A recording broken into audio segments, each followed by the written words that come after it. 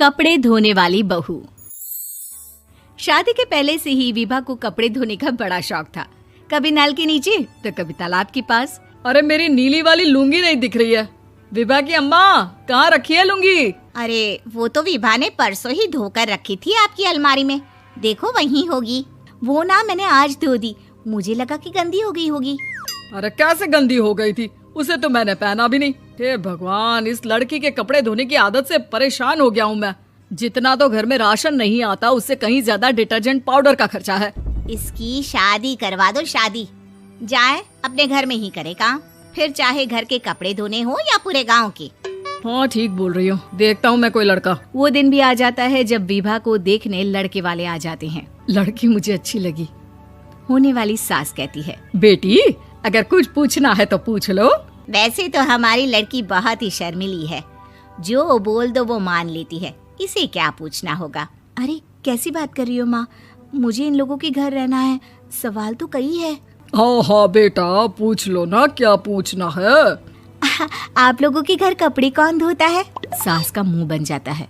देखो, अगर तुम ये कहना चाहती हो कि तुम्हें कपड़े धोने नहीं आते तो सुन लो, कपड़े मैं ही धोती हूँ, लेकिन तुम्हारे आ जाने के बाद मैं रुमाल तक नहीं धोऊंगी। अरे चुप रहना भाग्यवान, बहू बेचारी घर आई नहीं, उसे डराना शुरू कर दिया।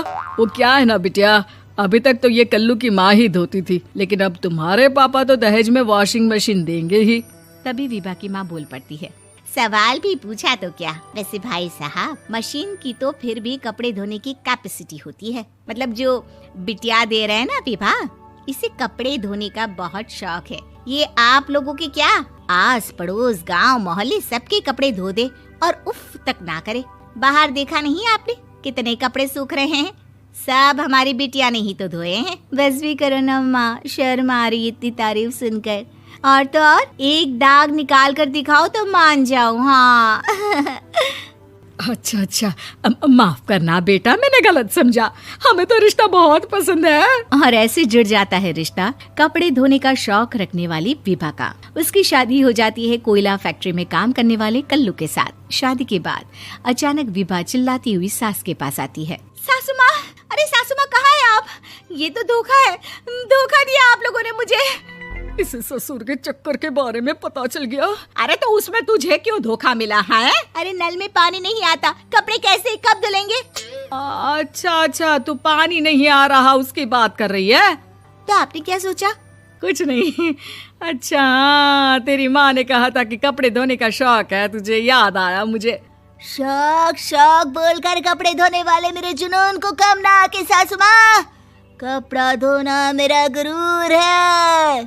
तभी पति भी वहाँ आ जाता है। अभी मैंने इसे सनी देओल की फिल्म दिखाई है, उसी के डायलॉग मार रही है माँ। अच्छा सुन, साफ साफ बता रही हूँ, पानी सुबह 4 से 6 और शाम को 10 से 12 आता है, समझी?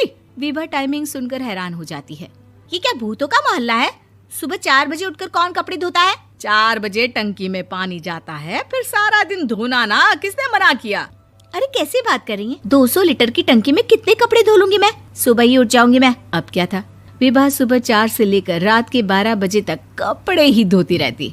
एक रोज सास पड़ोस से निकलकर कहीं जा रही होती है कि साथ वाली कहती है, हाँ कल्लू की माँ, जरा ये बताओ कि 2 साड़ी है, 2 ब्लाउज और एक पेटीकोट और एक नाड़े वाला लंबा कच्छा। हाँ तो? अरे तो क्या, कितना लोगी धुलाई ये बताओ। धोबन दिख रहे हैं हम क्या? हमारे पति सरकारी नौकरी से अभी रिटायर हुए हैं और बेटा सुपरवाइजर है कोयला फैक्ट्री में। धोबन समझ रखा है हमें? हाय रे कल्लू की अम्मा, माफ कर दो, वो तो मोहल्ले में यही सब बता रहे थे कि तुमने बहू को कपड़ा धुलवाने के काम में लगा दिया है। सास को पड़ोसन की बात सुनकर गुस्सा आ जाता है। वो घर पहुंचती है जहां घर के बाहर ही इतने सारे कपड़े सूख रहे होते हैं जितने कि किसी धोबन के घर पर। अरे ओ कल्लू की दुल्हन, बाहर निकल।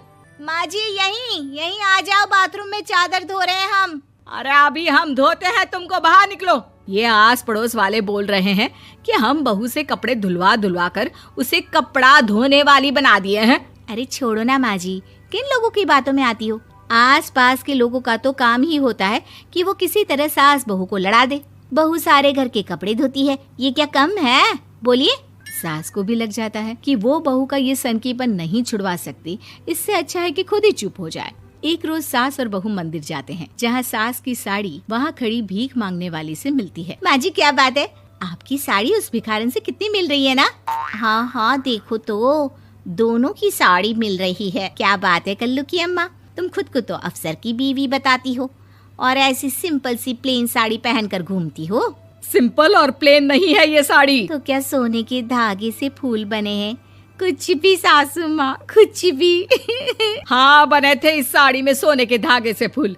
मेरे पति लेकर आए थे मद्रास से स्पेशली मेरे लिए 10,000 की। ताहे भाई साहब इस भिखारन के लिए भी सेम टू सेम साड़ी लेकर आए होंगे 10,000 की। सास उस वक्त कुछ नहीं कहती, लेकिन बहू के साथ घर आती है और अलमारी से एल्बम निकाल कर लाती है। ये साड़ी देख रही है, ये वही साड़ी है जिसे मैंने अभी पहना था। इस साड़ी में ये जो चमकदार फूल दिख रहे हैं ना, ये सोने के धागों से काढ़े गए हैं। लेकिन तू लोकल वॉशिंग मशीन ब्रश से घिस घिस कर सारे फूलों को निकाल कर साड़ी प्लेन कर दी।